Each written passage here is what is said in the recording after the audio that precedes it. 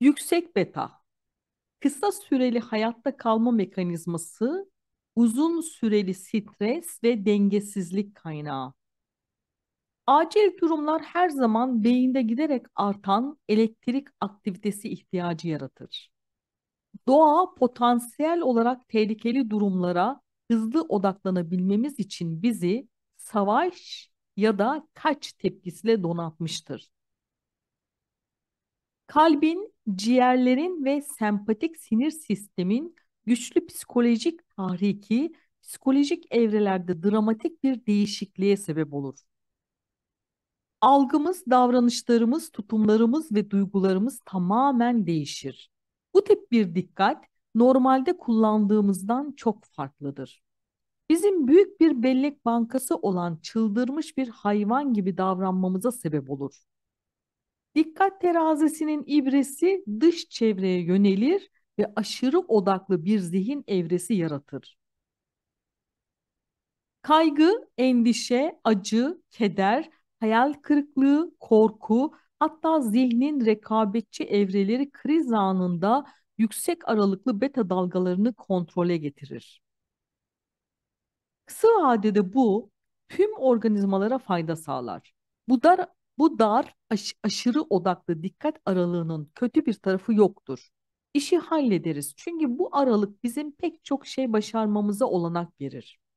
Ancak acil durum modunda uzun süre kalırsak yüksek beta dengemizi bozar. Çünkü onu aynı seviyede muhafaza etmek aşırı miktarda enerji gerektirir ve çünkü bu tüm beyin kalıplarının en reaktif, dengesiz ve istikrarsız olanıdır.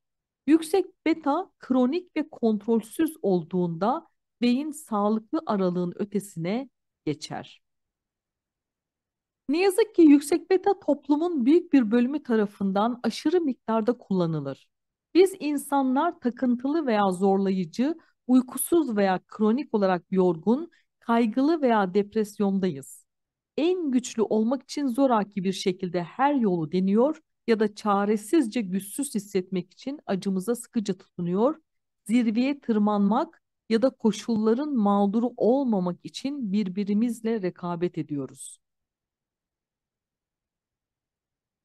Sürekli yüksek beta beyni düzensizliğe sevk eder. Bunu bir perspektife oturtmak adına merkezi sinir sisteminin bir parçası olarak bedenin diğer tüm sistemlerini kontrol ve koordine eden beynin normal işleyişini düşünün. Kalbinizin çarpmasını sağlar, gıdanızı sindirir, bağışıklık sisteminizi düzenler, solunum hızınızı korur, hormonlarınızı dengeler, metabolizmanızı kontrol eder ve atıkları boşaltır. Zihin tutarlı ve düzenli olduğu sürece omurilik boyunca beyinden bedene gönderilen mesajlar dengeli, sağlıklı bir beden için senkronize sinyaller üretirler. Ancak pek çok insan uyanık saatini sürekli yüksek frekanslı beta evresinde geçirir. Onlar için her şey acil durumdur. Beyin sürekli hızlı döngüde çalışır ve tüm sistemi yorar. Beyin dalgalarının bu ince marjında yaşamak, aracı birinci viteste sürerken ayağını gazdan çekmemeye benzer. Bu insanlar hayatları boyunca vitesi diğer beyin evrelerine geçirmeyi düşünmeden gaza basarlar. Onların süregelen hayatta kalma odaklı düşünceleri öfke, korku, üzüntü, kaygı, depresyon, rekabet, öfke, güvensizlik, hayal kırıklığı ve daha pek çok duygu yaratır. İnsanlar kendilerini bu zehirli duygulara öyle kaptırırlar ki sorunlarını bu tanıdık duygular dahilinde çözmeye çalışırlar. Ve bu durum hayatta kalmaya odaklı daha çok düşünceyi tetikler. Ayrıca stres tepkisini yalnızca düşünce yoluyla devreye sokabildiğimizi unutmayın. Düşünme biçimimiz beyin ve bedenin evresini pekiştirir. Bu da bizim yine aynı şekilde düşünmemize sebep olur ve döngü devam eder. Uzun süreli yüksek beta, beynin dört notaları şaşırmış bir orkestra gibi dengesini bozabilecek sağlıksız bir stres kimyasalları kokteyli üretir. Beynin bazı bölümleri bedenin diğer bölümleriyle etkili bir işbirliği içinde olmayı kesebilir. Tüm bölgeler ayrı ve birbirlerine muhalif çalışırlar. Kendi içinde bölünmüş bir ev gibi beyin artık organize, holistik bir şekilde iletişim kurmaz. Stres kimyasalları düşünen beyni neokorteksi daha ayrı durmaya zorlarken biz de çoklu kişilik bozukluğu olan birisi gibi davranmaya başlayabiliriz. Tek farkı bizim bir kerede bir kişilik yerine hepsini aynı anda yaşamamız olur. Elbette beyinden gelen düzensiz, tutarsız sinyaller merkezi sinir sistemi aracılığıyla fizyolojik sistemlerin geri kalanına tutarsız, karışık elektrokimyasal mesajlar gönderirken bu bedenin dengesini bozar. Homestaz evreyi alt üst eder ve hastalıklara zemin hazırlar. Bu kaotik beyin fonksiyonunun yüksek stres modunda uzun süre yaşarsak beyin etkilenir. Yani ritim bozukluğu veya yüksek kan basıncı sindirim sistemi işlevini yerine yitirmeye başlar.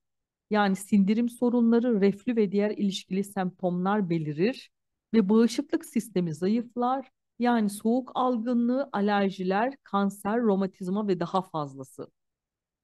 Bu neticelerin tamamı stres kimyasallarının akınına ve yüksek aralıklı beta beyin dalgalarının dış dünyayı tek gerçeklik olarak olumlamalarına bağlı olarak tutarsız bir şekilde işlev gösteren dengesiz sinir sisteminden kaynaklanır. Sürekli yüksek beta içsel benliğimize odaklanmayı zorlaştırır. Sözünü ettiğim stres, büyük üçlüye olan bağımlılığımızın bir ürünüdür. Sorun bilinçli ve farkında olmamız değil. Yüksek betadaki odağımızın neredeyse tamamen dış çevremizde, yani insanlar, şeyler, yerler, bedenimizin bölümlerinde ve işlevlerinde açım, çok güçsüzüm, daha güzel bir burun istiyorum, ona kıyasla şişmanım ve zamanda acele et, zaman tükeniyor olmasıdır. Yüksek betada dış dünya içsel dünyamızdan daha gerçek gibi görünür. Dikkatimiz ve bilinçli farkındalığımız öncelikli olarak dış çevremizi oluşturan her şeye odaklıdır. Bu yüzden kendimizi bu maddesel unsurlarla daha hızlı bir şekilde özdeşleştiririz. Tanıdığımız herkesi eleştiririz, bedenlerimizin görünüşünü yargılarız, sorunlarımıza aşırı odaklanırız, kaybedebileceğimiz korkusuyla sahip olduğumuz her şeye sıkıca tutunuruz. Kendimize gitmemiz gereken yerlerle meşgul tutarız ve zamana odaklanırız. Bu bize gerçekten yapmak istediğimiz değişikliklere yöneltmek, içe dönmek, düşüncelerimizi, davranışlarımızı ve duygularımızı gözlemlemek için çok az enerji bırakır. Dış dünyamızı saplantı haline getirdiğimizde içsel gerçekliğimize odaklanmamız zordur. Genel olarak büyük üçlü dışında hiçbir şeye odaklanamayız. Zihinlerimizi dar odağımızın sınırlarının ötesine açamayız ve çözümleri düşünmek yerine sorunlarımıza takılıp kalırız. Neden dış dünyayı bırakıp içe dönmek bu kadar zordur? Yüksek betada beyin kolaylıkla vites değişip alfanın hayali dünyasına geçemez. Beyin dalgası kalıplarımız bizi dış dünyamızın tüm unsurlarına sanki gerçeklermiş gibi esir eder. Yüksek betada takılıp kaldığımızda öğrenmek zordur. Yaşadığımız duygularla tutarlı olmayan sinir sistemimize çok az yeni bilgi girer. Gerçek şu ki analiz etmekle meşgul olduğunuz sorunlar onları analiz ettiğiniz duygu dahilinde çözümlenemez. Neden mi? Çünkü analizleriniz daha yüksek beta frekansları yaratır. Bu modda düşünmek beyninizin aşırı tepki vermesine neden olur. Kötü kararları alır ve net düşünemezsiniz. Sizi ele geçiren duygularla geçmişte düşünürsünüz ve bir sonraki anı geçmişe dayanarak öğrenmeye çalışırsınız ve beyniniz mevcut anı işleyemez. Bilinmeyenlerin dünyanızda oluşması için yer yoktur. Kuantum alanından ayrı olduğunuzu hissedersiniz ve koşullarınız için yeni olasılıkları bile göremezsiniz. Beyniniz yaratıcı modda değildir. Hayatta kalmaya odaklanmıştır ve olası en kötü senaryolarla meşguldür. Bir kez daha o acil durum evresiyle tutarlı olmayan sisteme yeterince bilgi girmez. Her şey size bir kriz gibi geldiğinde beyniniz öğrenme veya yaratmayı değil, hayatta kalmayı ilk sıraya koyar. Büyümenin sırası değildir. Hayatta kalmanın ve acil tepkiler vermenin zamanıdır. Yanıt: boğuştuğunuz duyguların ve aşırı analiz ettiğiniz düşüncelerin dışında saklıdır. Çünkü onlar sizi geçmişte bilindik ve tanıdık olanda tutar. Sorunlarınızı çözmek o tanıdık duyguların ötesine geçmekle ve dağılan konsantrasyonunuzu daha düzenli bir düşünce haliyle takas etmekle başlar. Yüksek betanın tutarsız sinyalleri dağınık düşünceler üretir. Tahmin edebileceğiniz gibi beyin yüksek betada olduğunda ve siz duyusal bilgileri işlediğinizde çevre, beden ve zamanla ilgili bu aktivite bir parça kaos yaratabilir. Beyninizdeki elektrik akımlarının belirli miktarlarda gerçekleştiği anlayışıyla sinyalin niteliğinin farkında olmak da önemlidir. Tıpkı niyetlendiğiniz gelecek sonucu göstermesi için alana tutarlı bir sinyal göndermenin son derece önemli olması gibi aynı tutarlılık düşünceleriniz ve beyin dalgalarınız için de önemlidir. Beta frekans aralığında olduğunuz herhangi bir zamanda büyük üçlüden biri dikkatinizi daha çok çeker. Geç kalmakla ilgili düşünceleriniz varsa vurgunuz zamandır. Bu düşünce neokorteksiniz aracılığıyla daha yüksek frekansta dalga gönderir. Elbette aynı zamanda bedeninizin ve çevrenizin farkındasınızdır ve bu yüzden onlarla ilişkili elektromanyetik akımlar gönderirsiniz. Ancak son iki durumda neokorteks aracılığıyla daha düşük frekansta farklı dalga kalıpları gönderirsiniz.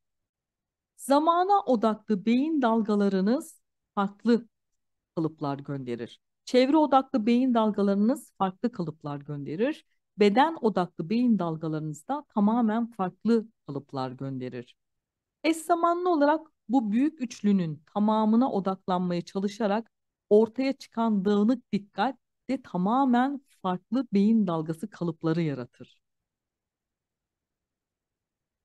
Siz de benim gibiyseniz bütün bu değişik beyin kalıplarının size hissettirdiği duyguları yansıtan tecrübeler yaşamışsınızdır. Yani dağınık. Üç boyutun derinliklerine indiğimizde çevre, beden ve zaman, beyin onların çeşitli frekanslarını ve dalga kalıplarını bütünleştirmeye çalışır. Bu korkunç miktarda zaman ve yer işlemcisi gerektirir. Bunlardan herhangi birine odaklanmayı önleyebilirsek ortaya çıkacak kalıplar daha tutarlı olacaktır ve biz onları daha iyi ve kolay bir şekilde işleyebiliriz. Analiz değil, farkındalık bilinçaltına giriş izni verir. Beta evresinde olup olmadığınızı anlamanın bir yolu şudur. Sürekli analiz ediyorsanız, yani ben buna analitik zihinde olmak derim, betadasınızdır ve bilinçaltına girmeyi başaramazsınız. Analizle paralize ifadesi bu noktada oldukça uygundur. Çünkü hayatımızın büyük bir bölümünü beta aralığında geçirdiğimizde başımıza gelen şey budur. Orada olmadığımız tek zaman uyku saatimizdir. Yani orada beyin dalgası aktivitesinin delta aralığındayızdır. Şimdi şunu düşünüyor olabilirsiniz. Ama sen farkında olmamız gerektiğini söyledin. Düşüncelerimizle, duygularımızla, tepki kalıplarımızla vesaire vesaire aşina olmamız gerekiyor. Bu analiz gerektirmez mi? Aslında farkındalık analizin dışında da var olabilir. Farkında olduğunuzda öfkeli hissediyorum diye düşünebilirsiniz. Analiz ettiğinizde bu gözlemin ötesine geçer ve eklersiniz. Neden bu sayfanın açılması bu kadar uzun sürüyor? Bu aptal web sitesini kim tasarladı? Neden acelem olduğunda, örneğin şu anda bir film listesine ulaşmaya çalışıyorum. İnternet bağlantısı bu kadar yavaş. Farkındalık buradaki anlamıyla yalnızca bir düşünce veya duygunun farkına varmak ve devam etmektir. Meditasyonun etkili bir modeli.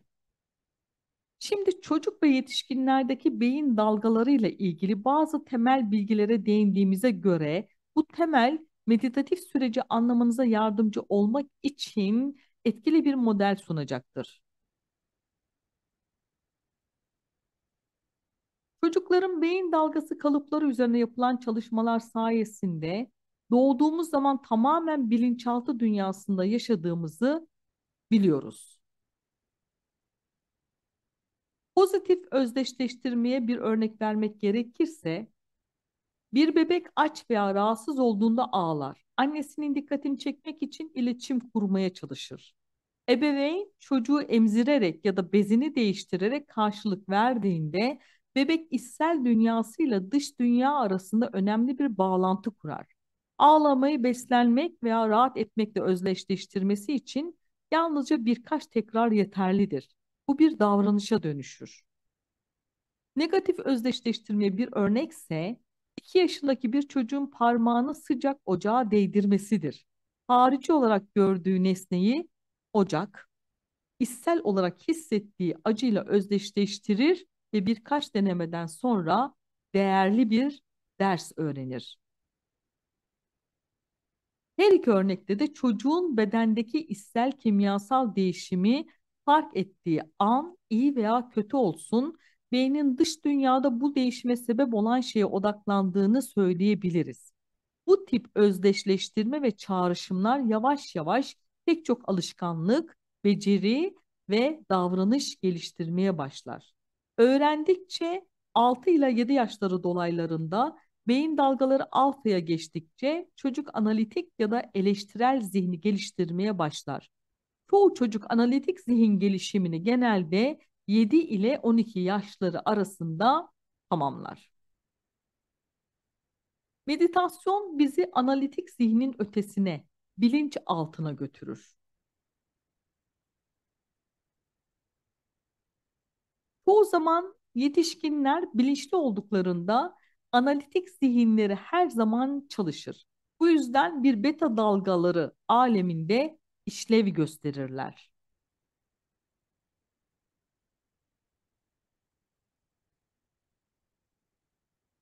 Kimliğimizin %95'ini oluşturan bilinçaltı zihin alışkanlık ve davranışların üretilmesine sebep olan o pozitif ve negatif özdeşleştirmelerden ve çağrışımlardan oluşur.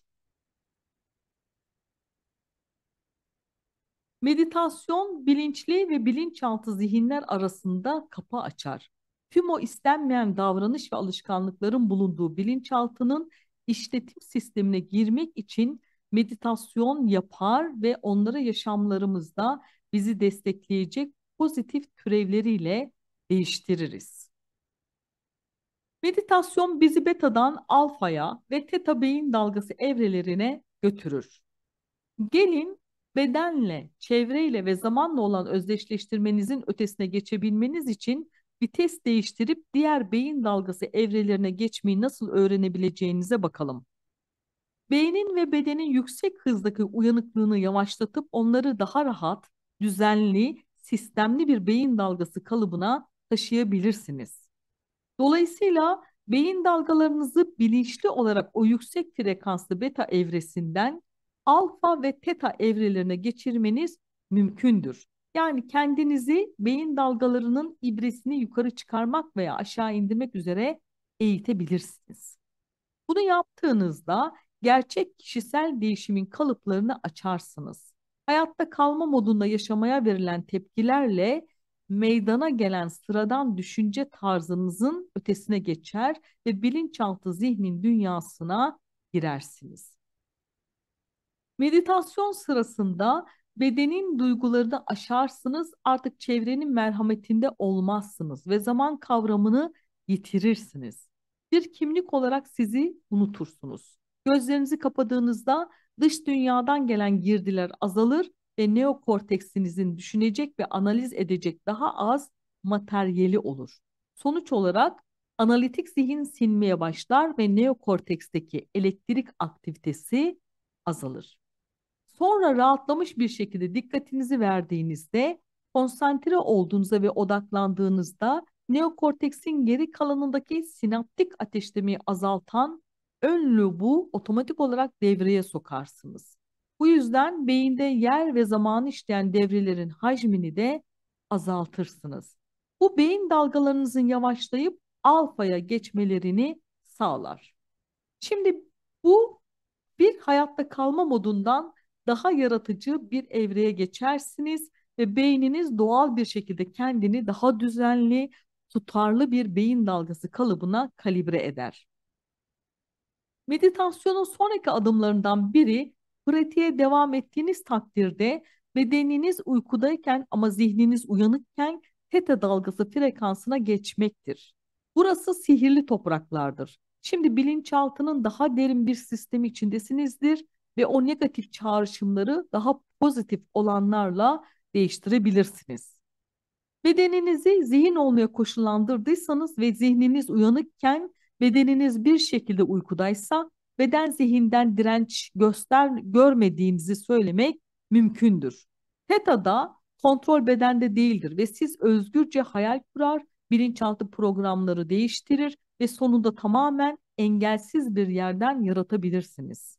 Beden zihni çalıştırmayı bıraktığında hizmetkar efendi olmaktan çıkar ve siz gerçek gücün aleminde çalışırsınız. Tekrar cennetin krallığına giren bir çocuk gibi olursunuz. Uyumak bir ihtimal, aşağı inmek sonra tekrar yukarı doğal olarak. Uyuduğunuzda beyin dalgası evrelerinin tamamından geçersiniz. Beta'dan alfaya, teta'ya ve delta'ya. Aynı şekilde sabah uyandığınızda doğal olarak delta'dan teta'ya, alfaya ve beta'ya geçiş yapar, bilinçli farkındalığa geri dönersiniz. Aklınız başınıza geldiğinde kim olduğunuzu, hayatınızdaki sorunları, yanınızda yatan insanı, sahip olduğunuz evi, nerede yaşadığınızı hatırlarsınız ve restol özdeşleştirme yoluyla aynı siz olarak beta'ya geri dönersiniz. Bazı insanlar bu seviyeleri tıpkı bir binanın çatısından bırakılan bir top gibi hızlı bir şekilde geçerler. Bedenleri öyle yorgundur ki merdivenin basamaklarından bilinçaltı evrelerine iniş çok hızlı gerçekleşir. Bazıları merdivenin basamaklarını doğal bir şekilde inerek uykuya ulaşmak için kolaylıkla vites değiştiremez. Onlar yaşamlarında bağımlılık yapıcı zihinsel ve duygusal evreleri pekiştiren olaylara aşırı odaklanmışlardır. Uykusuzluk çekerler, beyni kimyasal olarak değiştirip bedene yatıştırmak için uyuşturucu kullanmak isteyebilirler. Her iki şekilde de uyku sorunları beynin ve zihnin uyumsuz olduğuna işarettir. Meditasyon için en iyi zamanlar sabah ve akşam. Bilinçaltına giden kapı açıldığında. Beyin kimyasındaki normal günlük değişimlerin neticesinde, yani beyin öncelikli olarak sizi uyanık tutan gündüz transmiteri serotonin ve uyku için rahatlamaya başlamanızı sağlayan gece nörotransmiteri melatonin üretir. Bilinçaltı kapısının açıldığı iki zaman vardır: gece yatağa yattığınızda ve sabah uyandığınızda. Bu yüzden sabah veya gece meditasyon yapmak iyi bir fikirdir. Çünkü alfa veya teta evresine geçmek daha kolay olacaktır. Ben sürece başlamak için sabah erken kalkmayı severim. Çünkü hala uykuluyken alfa evresinde olurum. Bu şekilde temiz bir sayfadan başlamayı tercih ederim. Bazı insanlar gece geç saatleri tercih ederler. Gün boyunca kontrolü elinde tutan bedenin zihin olmak için fazla yorgun olduğunu bilirler. Hiçbir çaba sarf etmeden alfa evresinden çıkıp hala uyanıkken teta evresine girebilirler. Günün ortasında meditasyon zor öyle olabilir. Özellikle de yoğun bir ofiste çalışıyor, bölünmez dikkatinizi gerektiren çocuklarla dolu bir evle uğraşıyor ya da yüksek konsantrasyon gerektiren aktivitelerle ilgileniyorsanız. Böyle zamanlarda orta ile yüksek betada olabilirsiniz ve kapıdan geçmek biraz daha fazla çaba gerektirir. Meditasyona girişin kontrolünü ele almak.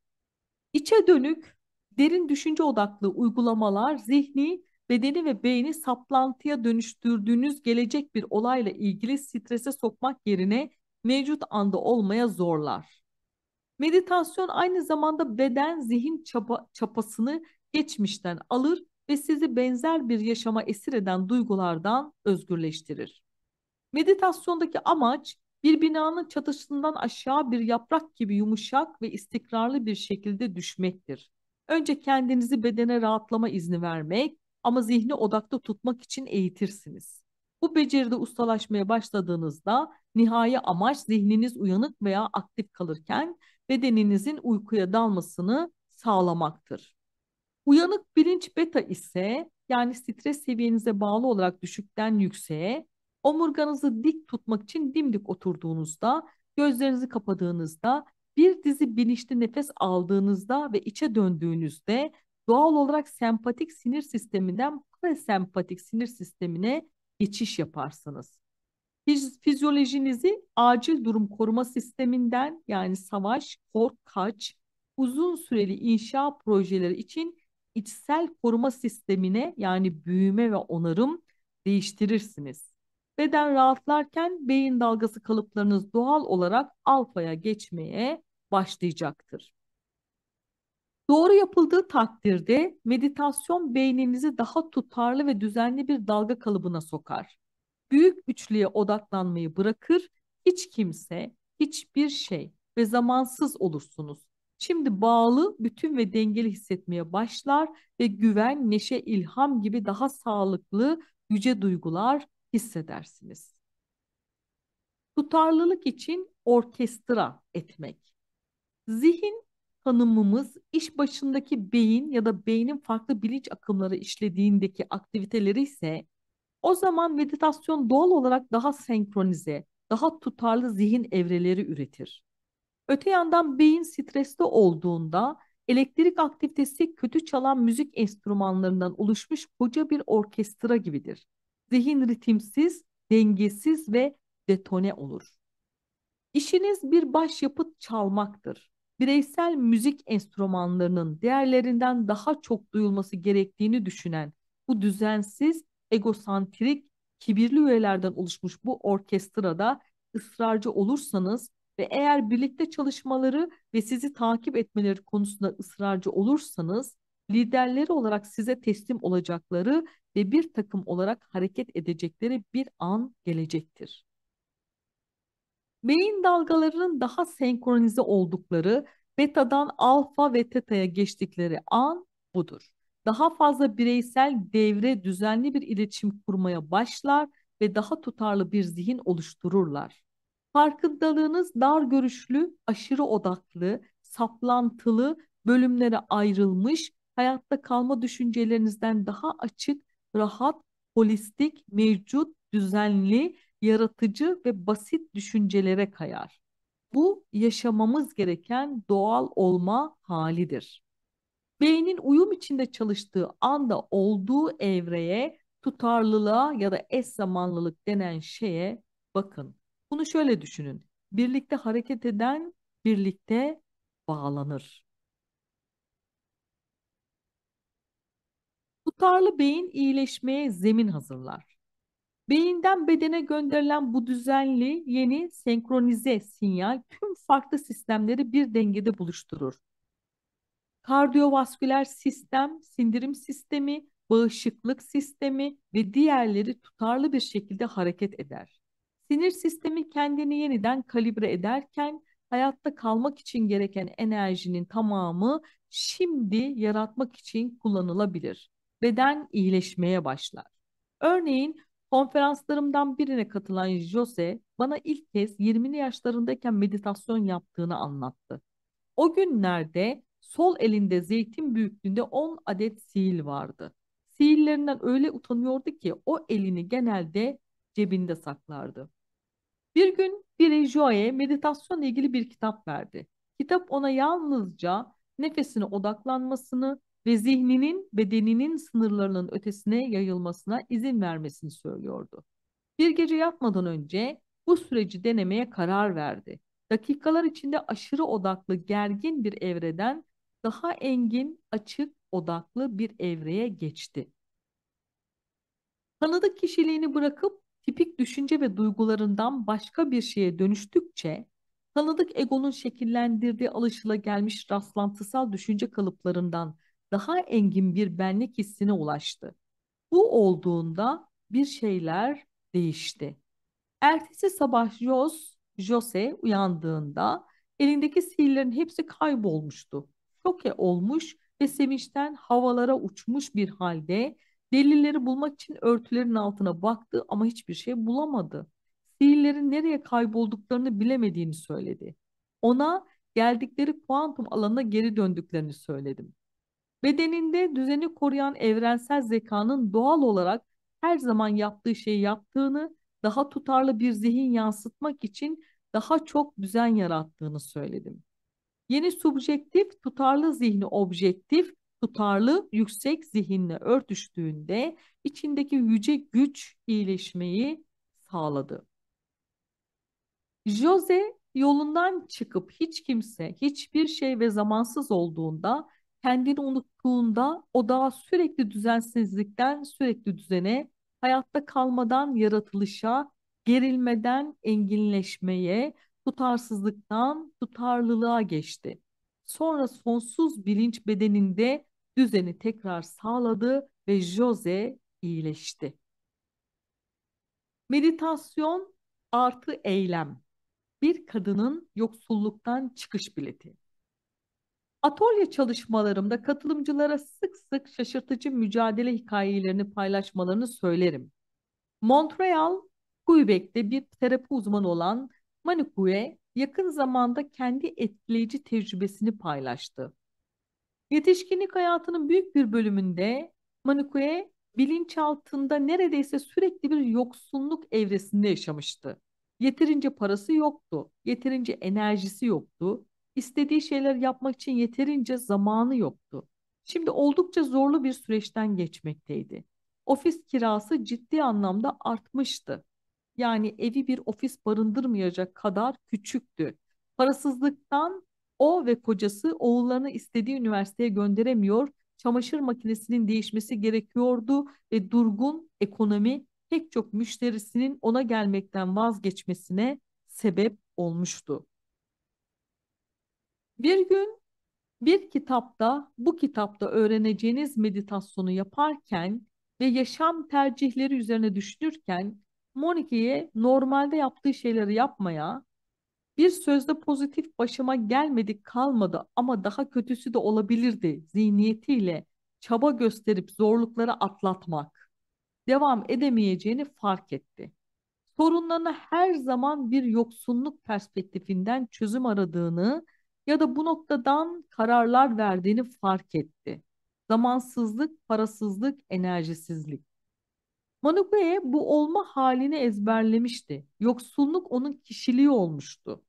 Atalet örneği olan Manukuya her şeyi akışına bırakma eğilimindeydi.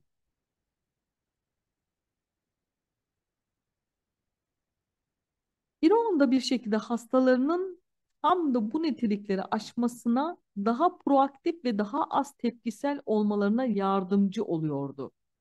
Büyük bir kararlılıkla kişiliğini değiştirmeye karar verdi. Artık hayatın ona çelme takmasına ve olumsuzlukların başına gelmesine izin vermeyecekti.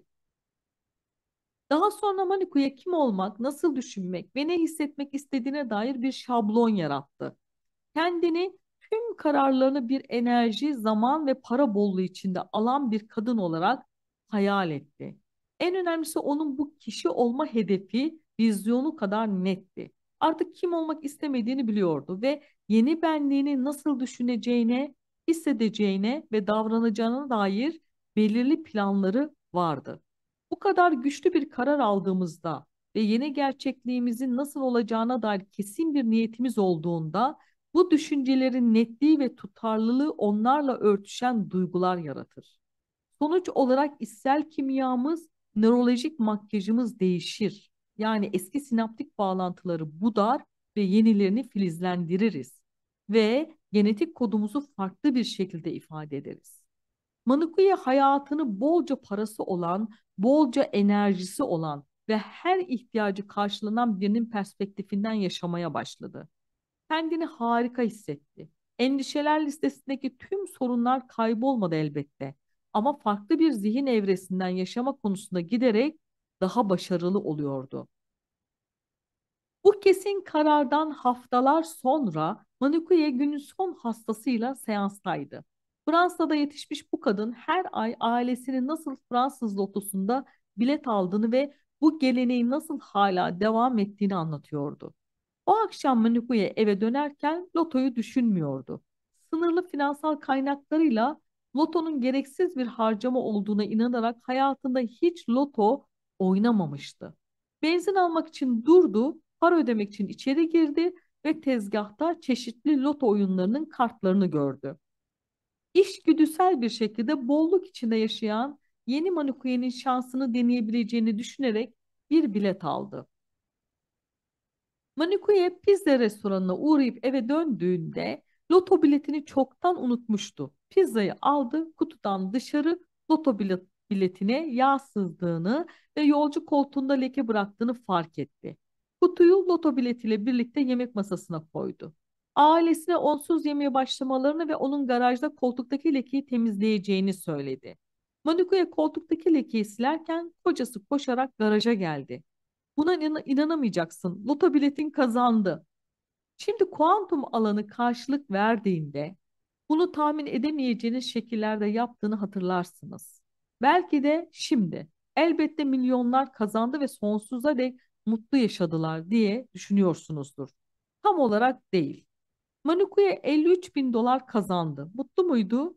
Hayrete düşmüştü demek daha doğru. Çiftin kredi kartı ve otomobil kredisi borcu toplamda tam 53 bin dolardı. Manikuya hikayesini bizimle paylaşırken aynı heyecanı tekrar yaşadı. Ama bir dahaki sefere tüm ihtiyaçlarının karşılanması niyetiyle hareket etmek yerine karşılandıklarını ve geriye biraz para kaldığını hayal edeceğini itiraf etti. Menekuye'nin hikayesi yeni bir olma hali yaratmanın gücünü göstermektedir. Bunu yalnızca yeni bir insan olduğunu hayal ederek yapamazdı. Bu yeni benliği hayata geçirmeliydi. Eski Menekuye gidip bir loto bileti almazdı. Yeni kişiliği davranışı hedefiyle örtüşecek şekilde değiştirdi ve alan kesinlikle beklenmedik ama son derece uygun bir şekilde karşılık verdi. Manikuya fırsatları değerlendiren ve farklı davranan yeni bir kişilik geliştirdiğinden hayatında yeni ve daha iyi sonuçlar deneyimledi. Yeni kişilik, yeni kişisel bir gerçeklik.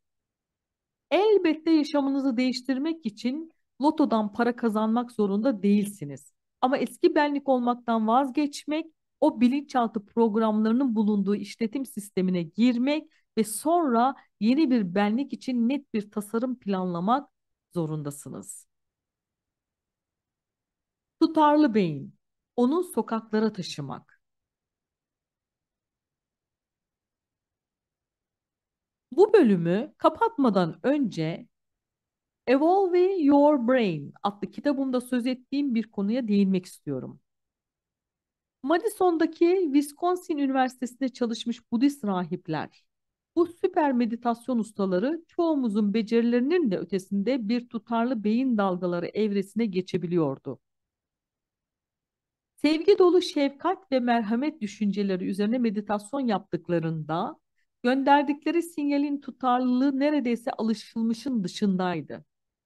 Her sabah çalışmalar esnasında araştırmacılar beyin dalgası aktivitelerini gözlemlerken onlar meditasyon yaptılar. Sonra arzu ettikleri şeyleri yapmaları için müze ziyaretleri, alışveriş ne olursa şehre götürülüyorlardı. Araştırma merkezine döndüklerinde meditasyona başlamadan önce tekrar beyin taramalarından geçerlerdi. Şaşırtıcı bir şekilde gün boyunca meditasyon yapmamalarına ve dış dünyanın hepimizi maruz bıraktığı tutarsız, kaotik sinyallere maruz kalmalarına rağmen meditasyonda ulaştıkları aynı tutarlı beyin kalıbını koruyorlardı. Çoğumuz dış dünyanın sunduğu uyarıcı israfı ve karmaşasıyla karşı karşıya kaldığımızda hayatta kalma moduna çekilir ve stres kimyasalları üretiriz. Bu stres reaksiyonları beynin sinyallerini allak bullak eden etkenlerdir. Bunun yerine bizim hedefimiz bu rahipler gibi olmaktır. Eğer her gün tutarlı sinyal kalıpları, eş zamanlı dalgalar üretebilirsek, bu sinyal tutarlılığının somut bir şeye dönüştüğünü fark ederiz. Zaman içinde eğer bu rahipler gibi içsel tutarlılık yaratabilirseniz, siz de dış çevreye girebilir ve yıkıcı uyarıcıların kısıtlayıcı unsurlarından etkilenmezsiniz. Ve bu yüzden daha önce sizi değiştirmek için can attığımız o eski tanıdık benliğinize dönmeye zorlayan tepkisel reaksiyonları yaşamazsınız. Meditasyonda ısrarcı olup içsel tutarlılık yaratarak yalnızca bedeninizi hasta eden negatif fiziksel koşulların birçoğunu yok etmekle kalmaz, aynı zamanda hayalini kurduğunuz ideal benliğe doğru ilerlersiniz. İçsel tutarlılığınız negatif tepkisel duygusal evreleri bastırır ve onları oluşturan davranışları, düşünceleri ve duyguları bellekten silmenize olanak verir. Nötr, boş evreye bir kez geçtiğinizde merhamet gibi ulvi bir duyguyu yaşamak çok daha kolaydır. Saf neşe, sevgi, minnet ya da ulvi duygusal evrelerden birini yaşamak daha kolaydır. Bu doğrudur. Çünkü bu duygular doğaları gereği tutarlıdır. Ve siz meditatif süreci tamamlayıp bu saflığı yansıtan bir beyin dalgası evre ürettiğinizde bir zamanlar kısıtlayıcı duygusal evrelerinizi yaratan bedeni, çevreyi ve zamanı aşmaya başlayabilirsiniz. Onlar artık sizi kontrol edemezler. Siz onları kontrol edersiniz. Edindiğiniz bilgilerle tecrübe için hazırsınız. Şimdi kendinizi kısım 3'te anlatılan meditasyona geçmek için gerekli bilgilerle ve neyi neden yapacağınıza dair bütün bir anlayışla donattınız. Bilginin tecrübenin öncüsü olduğunu unutmayın. Okuduğunuz tüm bilgiler buraya sizi bir tecrübeye hazırlamak için kondu. Meditasyon yapmayı ve bunu yaşamınıza uygulamayı bir kez öğrendiğinizde geri bildirim görmeye başlayacaksınız. Bir sonraki bölümde tüm bunları pratiğe nasıl dökeceğinizi öğrenecek ve yaşamınızın her alanında ölçülebilir değişiklikler yapmaya başlayacaksınız. Pek çok dağcının Amerika'daki en yüksek volkanik dağ olan Rainier Dağı'na 14.410 fit tırmandıklarında yaptığı iki aşamalı yolculuğu düşünün. Araçlarını Paradise Jackson ziyaretçi merkezine bırakan dağcılar, 5400 fit civarındaymış burası. Önce Muir kampına yürürler. Orası da 10.080 fit. Bu kampta durmak, dönüp açtıkları yola bakmalarına, bu yürüyüşün hazırlık ve tecrübesinden neler öğrendiklerini değerlendirmelerine, ilave eğitim almalarına ve bir gece dinlenmelerine olanak verir. Bu değerlendirme, Rainer'ın büyüleyici zirvesine tırmanmak için yola koyulduklarında tüm farkı yaratabilir. Edindiğimiz bilgiler sizin bu noktaya ulaşmanızı sağladı. Şimdi öğrendiğiniz her şeyi uygulamak için hazırsınız. Ve yeni ulaştığınız bilgelik size zihninizi ve dolayısıyla yaşamınızı değiştirmek üzere beceriler kazanacağınız kısım 3'e gitmek için ilham vermelidir. Bu yüzden sizi kısa bir mola vermeye, dönüp kısım bir ve 2'de edindiğiniz bilgilere bir takdir duygusuyla bakmaya ve gerekirse önemli olduğunu düşündüğünüz noktaları tekrar gözden geçirmeye davet ediyorum. Sonra kişisel zirvenize yaptığınız meditatif yolculuk için son hazırlığınızı yapmak üzere bana katılın.